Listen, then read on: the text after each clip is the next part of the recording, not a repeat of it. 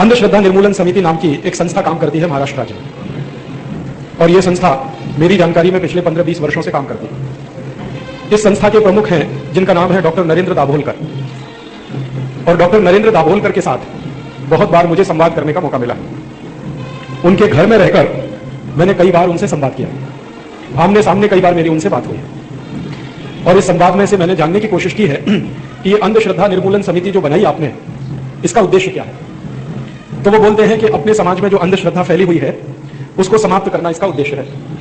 इस समिति का रजिस्ट्रेशन है भारत सरकार के जो रजिस्ट्रेशन एक्ट है 1860 का, सोसाइटी रजिस्ट्रेशन एक्ट, उसके आधार पर यह संस्था चलती है। जब मैंने उनसे संवाद किया तो मैंने उनसे पूछा कि ये अंधश्रद्धा का सीमा कहां है, किस बात को आप श्रद्धा कहेंगे और कौन सी बात आप अंधश्रद्धा में मानेंगे, इसकी कोई सीमा रेखा है क्या। तो वो कहते हैं कि जो भी काम वैज्ञानिक है, ऐसा वो बोलते हैं, जो भी कार्य वैज्ञानिक है वो श्रद्धा है और जो अवैज्ञानिक है वो अंधश्रद्धा है। फिर मैंने एक दिन थोड़ा आगे उनसे संवाद किया कि वैज्ञानिक है कि नहीं, इसकी परिभाषा क्या है, किस कार्य को आप बोलते हैं कि यह वैज्ञानिक है और किस कार्य को आप बोलते हैं ये अवैज्ञानिक है। तो उन्होंने कहा कि आज की जो आधुनिक विज्ञान की परिभाषा है उसके हिसाब से वो तय करते हैं कि ये वैज्ञानिक है या अवैज्ञानिक है। तो मैंने उनसे कहा कि आधुनिक विज्ञान तो यूरोप से आया, अमेरिका से आया, इसका मतलब यह हुआ कि यूरोप और अमेरिका में जो चीज वैज्ञानिक है वही भारत में वैज्ञानिक है, और यूरोप और अमेरिका में जो चीज अवैज्ञानिक है वो भारत में अवैज्ञानिक है, यही मतलब है। तो दाभोलकर जी ने कहा हाँ यही मतलब है। इसका मतलब मैंने कहा कि अमेरिका से अगर ये वैज्ञानिक होना न होने का प्रमाण पत्र आप लेते हैं, उसके आधार पर भारत में काम करते हैं, तो इस काम की भारत में जरूरत है या अमेरिका में जरूरत है। फिर मैंने उनसे पूछा कि अगर विचार अमेरिका से आपने ले लिया वैज्ञानिक और अवैज्ञानिक होने का, तो पैसा कहां से लाएंगे, भारत में तो कोई आपको पैसा देगा नहीं। तो उन्होंने कहा कि हमने FCRA ले रखा है। FCRA एक कानून है, फॉरेन कंट्रीब्यूशन रेगुलेशन एक्ट करके, इसके तहत हमने एक सर्टिफिकेट ले रखा है, उस सर्टिफिकेट के आधार पर हमको अमेरिका से काफी पैसा आ जाता है। अभी मैं आपके ध्यान में यह बात लाना चाहता हूं कि अमेरिका से आए हुए पैसे पर महाराष्ट्र राज्य में एक संस्था काम कर रही है जिसका नाम है अंधश्रद्धा निर्मूलन समिति, जिसके प्रमुख डॉक्टर नरेंद्र दाभोलकर, वो मैं आपसे कह रहा हूं कि कई बार संवाद करने से उन्होंने ये बता दिया कि पैसा अमेरिका से आता है, विचार भी अमेरिका से आता है, तो भारत में और महाराष्ट्र में उनका अंधश्रद्धा निर्मूलन का काम चलता रहता है। अब आप जरा समझ लीजिए कि अमेरिका से कोई पैसा क्यों देगा।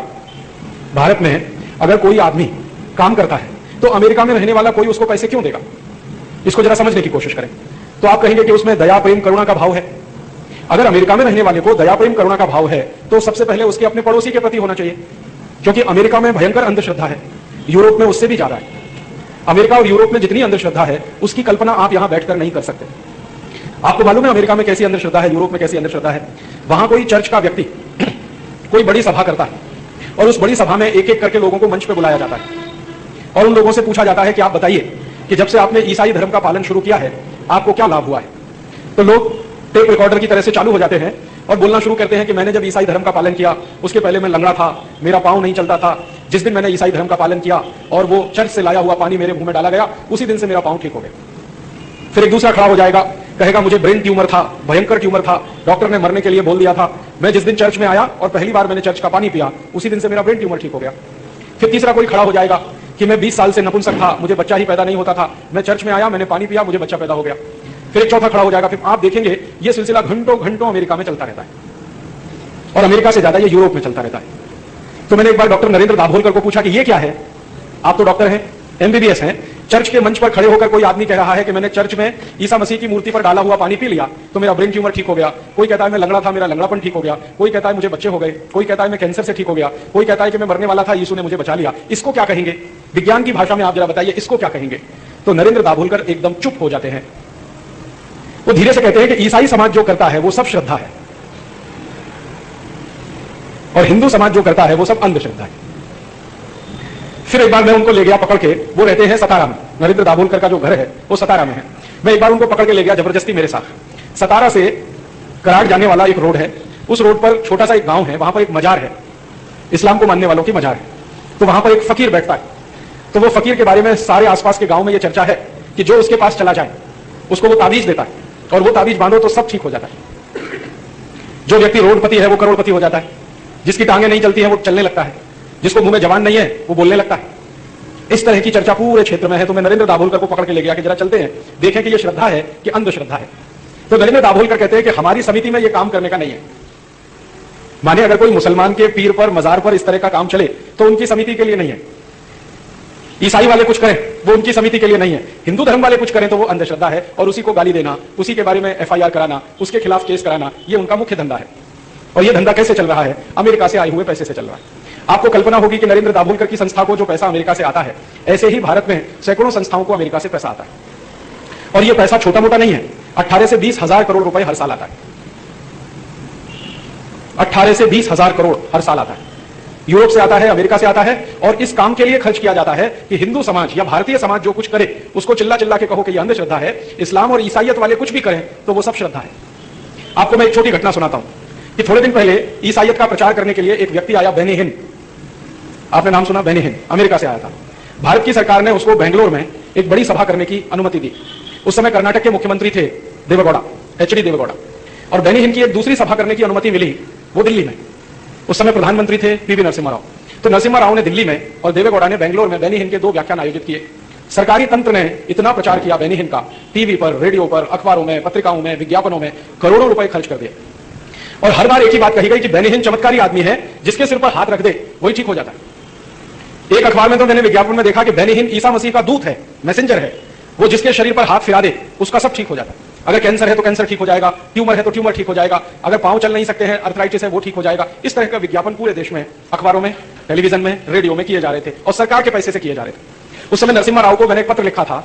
मैंने उनसे कहा कि आप कहते हैं कि भारत की सरकार धर्मनिरपेक्ष है, सेक्युलर है, तो सेक्युलरिज्म का मतलब क्या है? अगर बेनी हिन ईसाइयत का प्रचार करने आए और भारत देश में सरकार के पैसे से उसका प्रचार तंत्र चलाया जाए तो ये सेक्युलरिज्म है। और भारत का हिंदू धर्म का या भारतीयता को मानने वाला कोई शंकराचार्य कुछ काम करे तो सरकार चिल्लाने लगे कि ये सेक्युलरिज्म का उल्लंघन है। तो ये सरकार बेनी हिन के लिए चल रही है या भारत के 110 करोड़ लोगों के लिए? तो उनका उत्तर इतना ही आया कि आपका पत्र मिला, बस बात खत्म हो गई। मुख्यमंत्री देवेगौड़ा को भी इसकी एक कॉपी मैंने भेजी।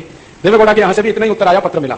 जिस दिन बेनी हिन आया दिल्ली में, उस दिन नरसिम्हा राव मंत्रिमंडल के सारे मंत्री उसके सामने बैठे थे लाइन लगा के। और जब वो बेंगलोर गया तो बेंगलोर की पूरी मंत्रिमंडल, देवेगौड़ा, मुख्यमंत्री, उप मुख्यमंत्री, गृह मंत्री, राजस्व मंत्री, सारे के सारे मंत्री उसके सामने बैठे थे। और आपको सुनकर आश्चर्य होगा कि देवेगौड़ा वो सीधे बेनी हिन के पैरों में ही गिर गया, मंच पर ही उसने उसके पांव छू लिए। और जैसे हिंदू पद्धति में पांव छूने का होता है ना, साष्टांग दंडवत, देवेगौड़ा ने वही किया। उस सभा में बेनी हिन ने बोलना शुरू किया कि ईसा मसीह की शरण में जो भी, मैं उस सभा में था, तो वो बोल रहा है कि ईसा मसीह की शरण में जो आएगा वो सब ठीक हो जाएगा, और ईसा मसीह ने आप सबके लिए भेजा है संदेश, और ऐसे ऐसे ये सब वो बोलता गया। उसके बाद क्या हुआ कि व्याख्यान पूरा हुआ तो फिर उसने कहा कि जो लोगों को कुछ संदेश इसमें डाउट है वो प्रश्न कर सकते हैं। तो मैंने सबसे पहले हाथ उठाया और एक प्रश्न पूछा कि मिस्टर बेनी हिन, आपके ईसा मसीह में बहुत ताकत है और आप में उससे भी ज्यादा ताकत है, आप जिसके सिर पर हाथ रख देते हैं वही ठीक हो जाता है, तो तुरंत आप अगली फ्लाइट से वेटिकन सिटी जाइए और आपका जो पोप है उसको दुनिया की सबसे खतरनाक बीमारी है जिसको पार्किंसन कहते हैं, उसके सिर पर हाथ रख दीजिए, वो तो पहले ठीक हो जाए। आपको मालूम है कि पुराना जो पोप था ना, वो पार्किंसन से मरा है। उसके हाथ पर ऐसे ऐसे कांपते रहते थे, दोनों हाथ ऐसे कांपते थे, पांव ऐसे कांपते थे, सिर भी हिलना शुरू हो गया था। दुनिया भर के सभी डॉक्टर उसका इलाज करते करते थक गए। फिर अंत में एलोपैथी के डॉक्टरों ने ये बोल दिया कि जी पार्किंसन का तो कोई इलाज ही नहीं है। तो मैंने कहा कि मिस्टर बेनी हिन, आप सबके सिर पर हाथ रख के सब बीमारी ठीक कर देते हैं, अपने पोप को क्यों नहीं ठीक कर लेते आप, जिसकी आपको जरूरत है ये ईसाइयत फैलाने के लिए? तो उसने कहा दिस इज एब्सर्ड क्वेश्चन। मैंने कहा yes, for you, not for me. ये एब्सर्ड क्वेश्चन है तुम्हारे लिए, मेरे लिए नहीं है। तो उसमें मजा क्या आया कि सभा जो है ना, ये एक ही क्वेश्चन में तितर बितर हो गए, क्योंकि लोगों को सीधे समझ में आ गया कि ये सब बोगस घपोर शंकी आदमी है, बड़ी बड़ी बातें। लोगों को ये नहीं मालूम था कि पोप जॉन पॉल वो खुद पार्किंसन का मरीज है और उसके हाथ पैर सब हिलते हैं, वो खुद इसी से मरा है अभी थोड़े दिन पहले। मुझे मालूम था तो मैंने बोल दिया, तो लोगों के दिमाग में बैठ गया, तो वो इधर उधर हो गए। तो बेनी हिन की वो सभा डिस्टर्ब हो गई, वरना उस सभा में वो हजारों लोगों को ईसाई बनाने का तैयारी करके आया था। यही घटना मैंने नरेंद्र दाभोलकर को बताई। मैंने कहा डॉक्टर नरेंद्र दाभोलकर, किसी गांव में कोई छोटा मोटा साधु संत कुछ करता है तो आप पूरी टीम लेके पहुंच जाते हैं। बेनी हिन घोषित रूप से आया और ये बकवास कर रहा था बेंगलोर में, दिल्ली में। आपकी टीम कहां थी उस समय? आप तो नहीं थे बेंगलोर में। मैंने तो आपका ही काम किया, अंधश्रद्धा निर्मूलन का काम किया। आपसे अच्छा कार्यकर्ता तो मैं हूं अंधश्रद्धा का। तो नरेंद्र दाभोलकर उसका कोई जवाब नहीं देते। मैं आपके ध्यान में लाना यह चाहता हूं कि अंधश्रद्धा निर्मूलन समिति नाम की संस्था एक तरफा काम करती है। भारतीय समाज और हिंदुओं के साधु संतों के पीछे डंडा लेके घूमते रहते हैं। ईसाइयत और इस्लाम को मानने वाले जितनी अंधश्रद्धा फैला रहे हैं उनके बारे में कुछ नहीं कहते। मैंने उनसे ऐसी बहुत लंबी चर्चाएं की, तो फिर वो बौखला जाते हैं और थोड़े नाराज हो जाते हैं। तो फिर मैं उनको बड़े प्रेम से कहता हूं कि ये आपकी बौखलाहट इसलिए है कि पैसा अमेरिका से आ रहा है। जिस दिन आप अमेरिका से पैसा लेना बंद कर देंगे और भारत के पैसे से भारत की अंधश्रद्धा निर्मूलन का काम शुरू करेंगे, उस दिन आपको बौखलाहट नहीं आएगी, क्योंकि मुझे नहीं आती। तो हमारे सबके ध्यान में लाने के लिए मैंने आपको यह उदाहरण दिया है कि अंधश्रद्धा निर्मूलन समिति कैसी संस्था है। अब ये अंधश्रद्धा निर्मूलन समिति पिछले 15-20 सालों से महाराष्ट्र में लगी हुई है इस काम के लिए कि किसी तरह एक कानून बने और उस कानून के आधार पर यह काम महाराष्ट्र में चले।